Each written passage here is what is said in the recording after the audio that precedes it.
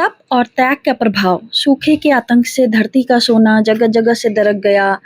हरियाली का नामो निशान न बचा था। इंसानों के भोजन और जानवरों के चारों की बात तो दूर, अब तो पीने का पानी तलाशने के लिए भी मीलों भटकना पड़ता था। आर्यवर्त का सबसे सुखी और संपन्न राज्य आज दुर्भिक्ष के जबड़ों में फंसकर त्राही त्राही की पुकार कर रहा था। महाराजा रंतीदेव जनसाधारण की पीड़ा से संतप्त थे। उन्हें समझ ही नहीं आ रहा था कि अपनी प्राण प्रिय प्रजा को इस संकट से कैसे उबारें। जिनकी धर्मनिष्ठा, दयालुता, परोपकार वृत्ति एवं शक्ति समृद्धि की कथाएं देश देशांतर में कहीं सुनी जाती थी, आज वही असहाय थे। राजकोष और राज्य का अन्य भंडार भी अब रिक्त हो चुका था। अब तो अवस्था कुछ ऐसी थी कि राजा और राज परिवार भी भूख की पीड़ा में विकल हो रहे थे। भिक्षा मांगना उनके स्वभाव में नहीं था और मांगते तो देखा देता भी कौन। चारों ओर भुखमरी का तांडव चल रहा था। राजा रंतीदेव अपनी महारानी और बच्चों के साथ राजमहल से चल पड़े। चुपचाप जनहीन मार्ग पर उनके कदम बढ़ते रहे। वन में कंदमूल अथवा फल पत्ते खाए, अथवा बिना मांगे कोई दे दे तो उसी से उन्हें अपनी और अपने परिवार की ज्वाला शांत करनी थी। वन में न कंद था और न मूल, फिर पत्ते तो आते भी कैसे। प्यास से जल रहे गलों को गीला करने के लिए 2 बूंद पानी मिल पाना भी दुर्लभ था। ऐसी अवस्था 1, 2, 3 दिन नहीं, पूरे 48 दिन तक चलती रही। अल्प वय राजकुमार एवं महारानी के साथ स्वयं राजा रंतीदेव भी शारीरिक दृष्टि से दुर्बल हो गए थे। उनमें हिलने डुलने तक की शक्ति शेष न रही। अब तो भगवान नाम का ही भरोसा था। अब वे तीनों प्रभु का नाम स्मरण करते हुए जीवन के अंतिम क्षणों की प्रतीक्षा करने लगे। उस 40वें दिनों का सूर्योदय हुआ। थोड़ी देर बाद महाराज रंतीदेव का एक पुराना मित्र आया और सत्कार पूर्वक खीर, मालपुओं के साथ अन्य कई प्रकार के व्यंजनों को उन्होंने निवेदित किया। सत्कार पूर्वक खीर, मालपुओं के साथ कई प्रकार के व्यंजनों को उन्हें निवेदित किया।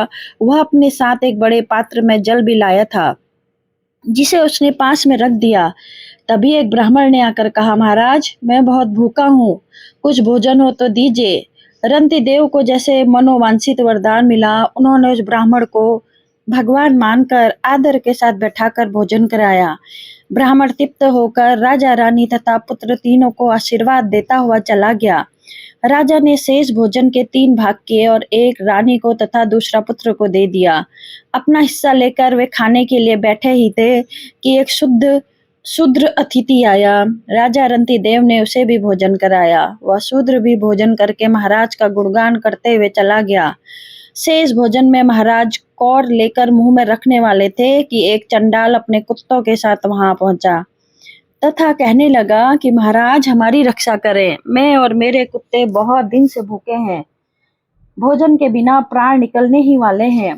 रंतीदेव ने उसे अपने भाग का सारा भोजन दे दिया। उसके पास अब थोड़ा सा जल बचा रह गया। महाराज ने जल का पात्र उठाया ही था कि सुनाई पड़ा, महाराज मैं एक अशुभ और नीच श्रीपच हूँ। प्यास के मारे मेरे प्राण कंठगत हैं। यदि आपने जल नहीं दिया तो मर जाऊंगा। केवल 1-2 चुल्लू भर पानी दीजिएगा। अपनी बात पूरी करते करते वह प्यास की अधिकता से दूर ही गिर पड़ा। रंतीदेव के प्राण भी कंठगत ही थे, परंतु उन्हें अपने कष्ट का ध्यान नहीं आया। वे उस स्वपच के समीप पहुंचे तथा बोले, भाई तुम अच्छी तरह से जल पियो तथा अपने प्राणों की रक्षा करो।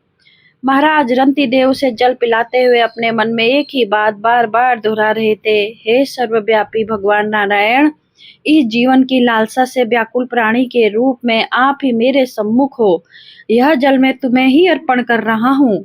जीने की इच्छा से व्याकुल इस प्राणी के जल देने से मेरी सुधा पिपासा, मानसिक तथा शारीरिक दीनता, खिन्नता, विषाद, मूर्छा आदि सब दुख दूर हो गए।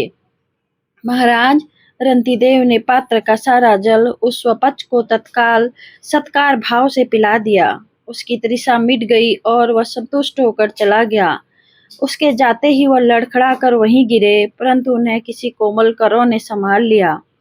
शरीर पर कई चोट नहीं लगी है। वे आश्चर्य से आंखें खोलकर देखने लगे। उन्होंने देखा, हंस वाहन रूढ़ चतुर्मुख ब्रह्मा गरुड़ पर आसीन, भगवान श्री हरि वृषभ पर विराजमान, भगवान महादेव और महर्षि महिष पर बैठे दंडीधारी यमराज उनके सम्मुख उपस्थित हैं।